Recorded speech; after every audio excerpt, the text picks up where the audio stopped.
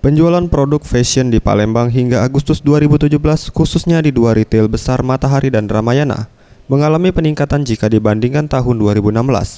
Seperti yang dikatakan Firman, supervisor Matahari di tahun 2017 ini, penjualan produk fashion mulai dari pakaian, sepatu, dan lainnya, hingga Juli 2017 meningkat 15% ketimbang tahun 2016, dengan nilai transaksi mencapai 10 miliar rupiah per bulan. Naiknya nilai transaksi ini dikarenakan banyaknya produk bermerek ternama berani memberikan potongan harga besar. Alhamdulillah sejauh ini walaupun Indonesia mengalami gejolak ya, jadi alhamdulillah sales kita sampai sekarang masih.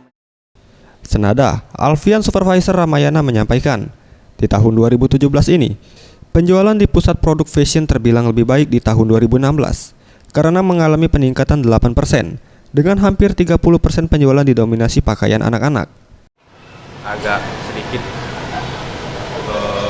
mengalami peningkatan, tapi nggak signifikan, hampir sekitar 8%-an dari tahun 2016. Ia menambahkan, kenaikan penjualan ini dipicu oleh banyaknya merek ternama yang berani memberikan potongan harga, serta promo yang sangat menarik bagi konsumen.